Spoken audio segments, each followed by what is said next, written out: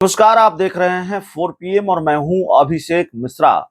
देखिए, देश भर में लोकसभा चुनाव के आखिरी चरण के तहत 57 लोकसभा सीटों पर आज वोटिंग हो रही है और बिहार की 8 लोकसभा सीटों के लिए भी वोट डाले जा रहे हैं। बिहार की जिन 8 लोकसभा सीटों के लिए आज वोट डाले जा रहे हैं वो सीटें हैं नालंदा, पटना साहिब, पाटलिपुत्रा, आरा, बक्सर, सासाराम, काराकाट, जहानाबाद।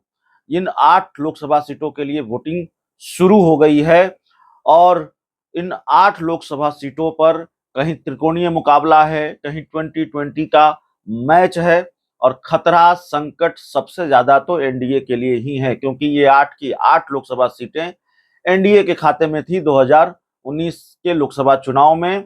और इस बार इंडिया गठबंधन न सिर्फ कड़ी टक्कर देता हुआ नजर आ रहा है, बल्कि इंडिया गठबंधन इन सीटों में से कई सीटों को छटकता हुआ भी नजर आ रहा है। इंडिया एनडीए से ये सीटें फिसलती हुई भी नजर आ रही है। पहले हम बात करेंगे कहां से किसको उम्मीदवार बनाया है एनडीए ने। नालंदा से जेडीयू ने कौशलेंद्र कुमार को उम्मीदवार बनाया है। इंडिया गठबंधन ने किसको उम्मीदवार बनाया है उसकी भी चर्चा करेंगे। तो पहले नालंदा की बात करते हैं। नालंदा बिहार के मुख्यमंत्री नीतीश कुमार का गृह जिला, जेडीयू का गढ़, नीतीश कुमार का गढ़। और वहां एक बार फिर नीतीश कुमार ने अपने सांसद कौशलेंद्र कुमार पर ही भरोसा जताया है। सीपीआईएमएल से जो विधायक हैं संदीप सौरव, उनको उम्मीदवार बनाया है। इंडिया गठबंधन के वो उम्मीदवार हैं। पटना साहिब से बीजेपी से रविशंकर प्रसाद और कांग्रेस से अंशुल अभिजीत उम्मीदवार हैं। अंशुल अभिजीत पूर्व लोकसभा अध्यक्ष मीरा कुमार के बेटे हैं। पाटलिपुत्रा से आरजेडी से मीसा भारती हैं और बीजेपी से रामकृपाल यादव हैं। लड़ाई 2019 वाली ही है। इन्हीं दोनों के बीच 2019 में भी मुकाबला था। आरा से भाकपा माले से सुदामा प्रसाद, बीजेपी से राजकुमार सिंह हैं। और बक्सर की अगर बात करें तो बक्सर में यहाँ त्रिकोणीय लड़ाई है। वैसे कई उम्मीदवार हैं, कई पार्टियां यहाँ चुनाव लड़ रही हैं। बक्सर में आरजेडी से सुधाकर सिंह हैं, जिनके बारे में चर्चा है कि पलड़ा उनका भारी है। बीजेपी से मिथिलेश तिवारी हैं। भारतीय जनता पार्टी का गढ़, भारतीय जनता पार्टी की ये सीट। बीएसपी से अनिल कुमार, निर्दलीय ददन पहलवान और पूर्व आईपीएस आनंद मिश्रा। पूरे चुनाव के दौरान पूर्व आईपीएस आनंद मिश्रा की चर्चा खूब रही है, क्योंकि आनंद मिश्रा मुश्किल बढ़ा रहे हैं भारतीय जनता पार्टी की। माना जा रहा है कि भारतीय जनता पार्टी को नुकसान आनंद मिश्रा की वजह से हो रहा है और ये सीट अगर भारतीय जनता पार्टी के हाथ से छिटकती है तो इसका श्रेय या इसका ठीकरा आनंद मिश्रा के सर ही फूटेगा। सासाराम से बीजेपी से सीवेश राम उम्मीदवार हैं, कांग्रेस से मनोज राम, काराकाट से आरएमएल से उपेंद्र कुशवाहा, भाकपा माले से राजा राम सिंह और निर्दलीय पवन सिंह। तो काराकाट में भी त्रिकोणीय लड़ाई है। कई मौकों पर पवन सिंह का पलड़ा यहां भारी दिखा है। जहानाबाद से आरजेडी के सुरेंद्र यादव, जेडीयू से चंदेश्वर चंद्रवंशी और बीएसपी से अरुण सिंह।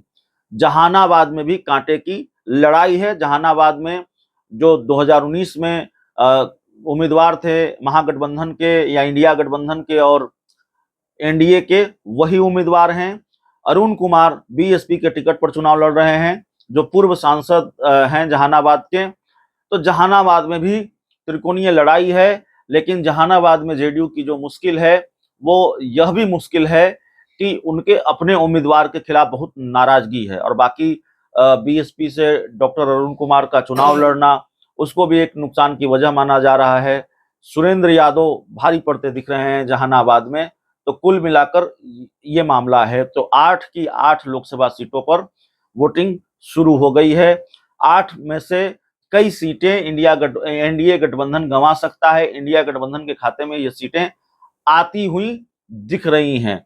अब कुछ वैसी सीटें भी हैं जैसे पटना साहिब, पाटलिपुत्रा और नालंदा, बक्सर। ये सारी ऐसी सीटें हैं जो एनडीए के दलों का गढ़ हैं। बक्सर, पटना साहिब, पाटलिपुत्रा बीजेपी का गढ़ है। नालंदा जेडीयू का गढ़ है, नीतीश कुमार का गढ़ है। तो सीटों को बचाने की चुनौती तो है ही, क्योंकि सारी सीटें आपके पास है, एनडीए के पास है। तो सीटों को बचाने की चुनौती है, लेकिन एक चुनौती गढ़ बचाने की भी है। गढ़ वाली सीट हार गए, बक्सर हार गए, नालंदा हार गए, पटना साहिब पाटलिपुत्रा हार गए, तो फिर क्या होगा? फजीयत होगी, लानत मलामत होगी और साख पर सवाल उठेंगे। पटना साहिब में तो प्रधानमंत्री नरेंद्र मोदी ने पहली बार रोड शो किया रविशंकर प्रसाद के लिए।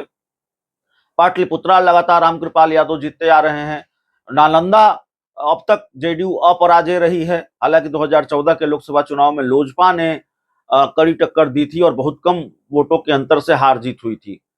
तो इन 8 सीटों का जो समीकरण है, जो इन 8 सीटों का जो गणित है, वो कुछ इस तरह का है। और बाकी तो जो नतीजे होंगे वो नतीजे 4 जून को आएंगे। अब बहुत वक्त रह नहीं गया है, आज वोटिंग समाप्त हो जाएगी, या यूं कहें कि आज लोकसभा का चुनाव समाप्त हो जाएगा देश भर में।